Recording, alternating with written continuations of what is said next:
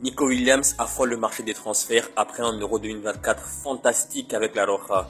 Le Barça, Arsenal, le PSG, le Bayern ou encore Chelsea ont fait de l'ailier gauche espagnol leur priorité pour cet été. Pour l'instant, le Barça est le favori dans la course pour recruter Nico Williams cet été et des négociations auraient déjà eu lieu entre le club et l'agent du joueur selon la presse espagnole. Un accord verbal existe déjà entre le Barça et l'entourage de Nico Williams après que Deco ait rencontré l'agent de Nico Williams, Félix Teinta, pour sceller le deal et le contrat du joueur en Catalogne en attendant le paiement de la clause libératoire du joueur fixée à 58 millions d'euros. Cependant, les problèmes financiers du club pourraient freiner le transfert de l'ailier espagnol. Le Barça cherche donc des solutions et l'activation d'un nouveau levier économique semble être l'une d'entre elles. Le média catalan Sport avance que le plan du Barça afin d'obtenir la signature de Nico Williams serait de demander un prêt bancaire après avoir équilibré les comptes du club tout en espérant que Javier Tebas accepte cette solution. Et ce n'est pas le premier prêt que demande le Barça. En mai dernier déjà, un prêt de 100 millions d'euros avait déjà été négocié par le club. En tout cas, une chose est sûre, au niveau sportif et même au niveau médiatique, le recrutement de Nico Williams est fondamental pour le Barça. Associer les deux meilleurs ailiers espagnols Nico Williams et Lamine Yamal au Barça serait un énorme coup du président Juan Laporta. Nico Williams est un ailier explosif, habile avec le ballon, connu pour sa vitesse, sa capacité à dribbler et à déborder ses adversaires. Il excelle aussi dans les centres en surface de réparation, créant ainsi des occasions de but pour ses coéquipiers. Et bien qu'il soit avant tout un créateur d'occasions, il peut aussi marquer des buts grâce à sa technique. Aujourd'hui, on sait tous que depuis le départ de Neymar du Barça à l'été 2017, le Barça n'a plus eu d'ailier gauche de classe mondiale de niveau mondial.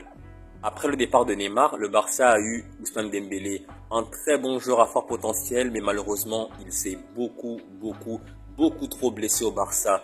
Et en plus de cela, Ousmane Dembélé, c'est pas forcément un ailier gauche pur, c'était plutôt un ailier droit de base, même s'il pouvait jouer à gauche.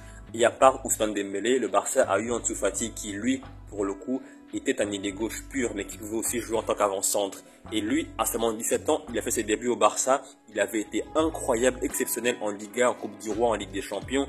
Mais malheureusement, en septembre 2020, face au Betis, il s'est gravement blessé au ménisque. Résultat, il a été longuement blessé, près d'une année, et il a été en prêt à Brighton cette saison. Résultat, le prêt a été infructueux, et là, il est en pré-saison avec le Barça d'Hansi Flick. On ne sait pas dans quel état il est exactement, dans quel état physique, dans quel état moral, mais comme je l'ai dit, on a eu Ousmane Dembélé, Ansu Fati au Barça ces dernières saisons, et du coup, depuis Neymar, depuis son départ en 2017, le Barça n'a plus eu de joueur titulaire indiscutable et de niveau mondial sur le couloir gauche de l'attaque.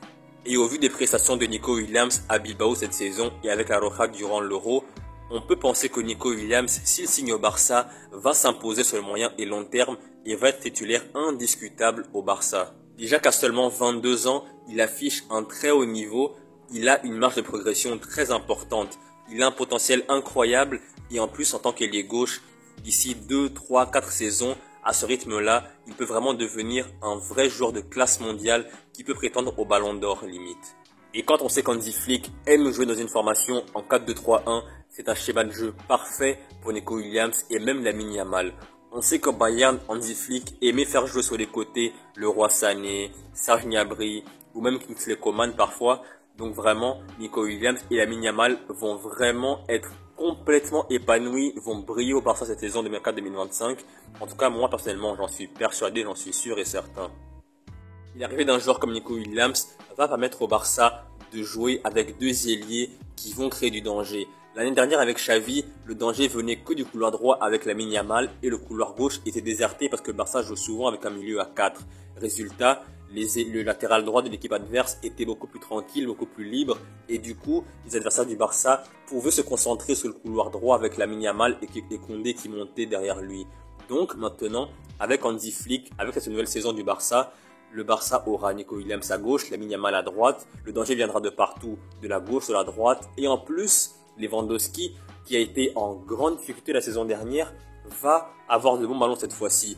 Là, il aura un ailier droit avec Lamine Yamal à droite, il aura un ailier gauche avec Nico Williams à gauche, et du coup, il est quasiment sûr et certain d'avoir de bons ballons, d'être bien servi cette saison qui arrive. Même s'il a 36 ans, bientôt 37 ans, Lewandowski a toujours un niveau de classe mondiale. C'est toujours un attaquant de classe mondiale qui peut être encore décisif et utile au Barça.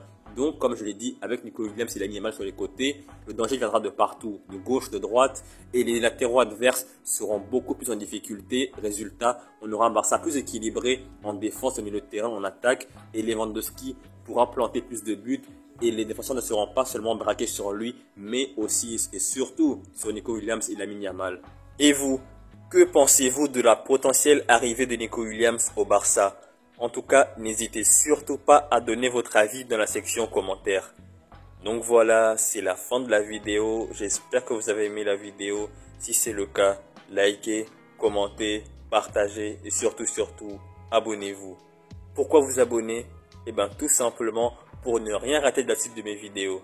Salut et à la prochaine.